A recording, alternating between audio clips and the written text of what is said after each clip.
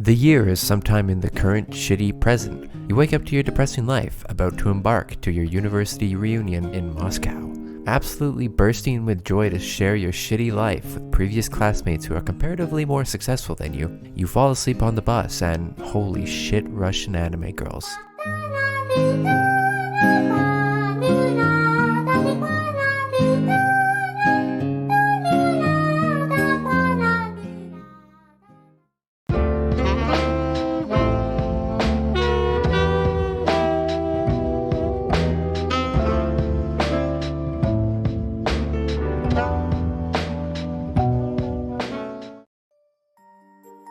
Welcome to Visual Novel Fridays, where I look at the shit you degenerates send me.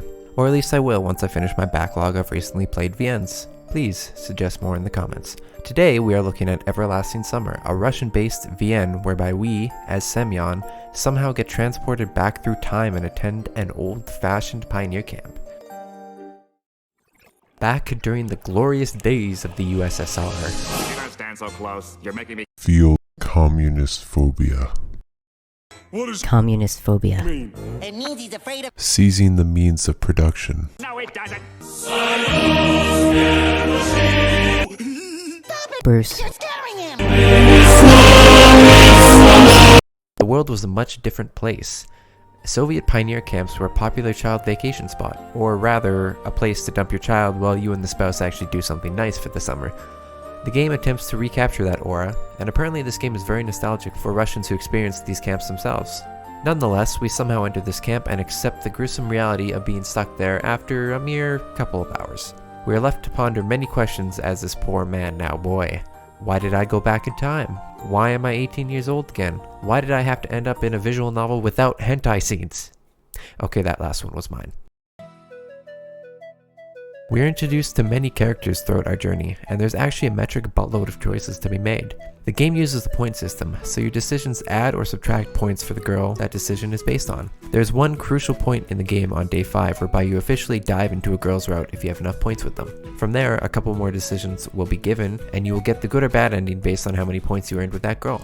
This is only the case for the main 4 girls, however. Other character routes, such as Miku's, are pursued in more specific ways that you may have to look at a guide for. Cause I sure had to. Despite the girl you choose, barring the more specific routes, a main story will be followed up until the end of day 5. This is essentially where the endings begin. There are 2 endings for each of the 4 main girls and a good chunk more endings for the other girls and other various reasons. Before I talk about the endings, I'll briefly explain the important characters. Slavia is caring, hardworking, yet somehow stern. Her route brings out the rebellious side in her. Lena is a gentle spirit on the outside with a monster hidden within. Her personality is erratic, and this is emphasized during her route and endings. Elisa is a rebellious ne'er-do-well punk at face value, who loves to stir trouble. This doesn't particularly change at any point, but we do get to see some of her other sides as well. In Miku's route, Elisa is shown to be very fragile, and we kind of leave her hanging.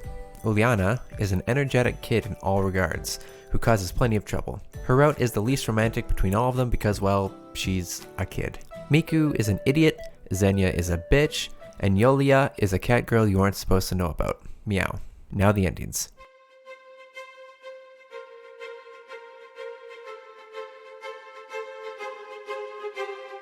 Most of the bad endings aren't too bad, really, as they typically have Semyon see his life improved from his various newfound motivation.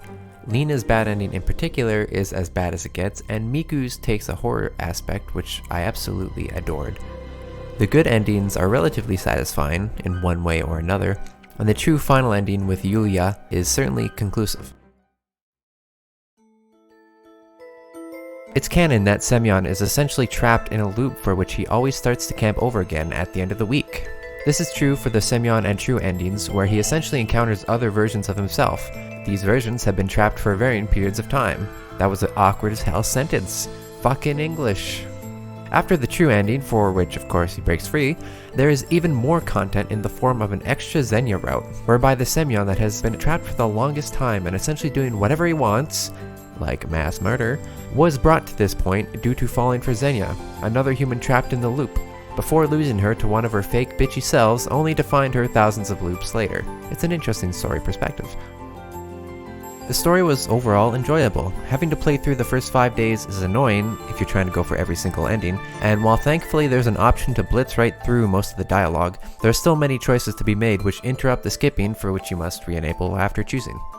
I really like the overall style and direction of this game. It's not very hard to imagine that a Russian developer can maintain a historical Russian feel to their game, but simultaneously, it also incorporates the right amount of anime-like style and cartoonish scenes.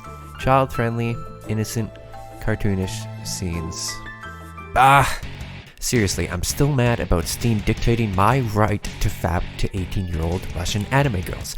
It's all a conspiracy with Big Cheese Whiz, I'm telling you.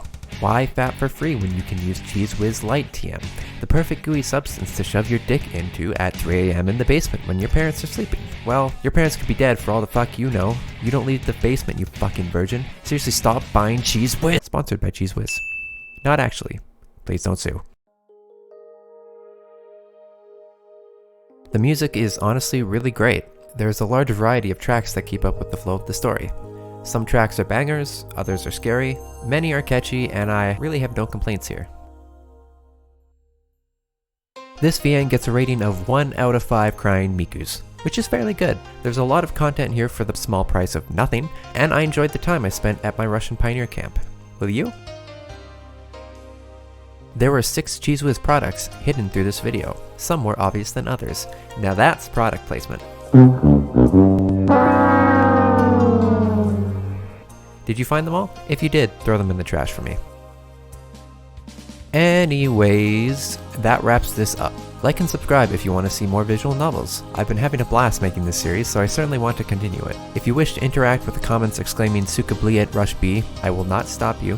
However, I understand otherwise. Dos Svidaniya, comrades. Dos Svidaniya? Dos Svidaniya, comrades. Holy crap, Russian is hard.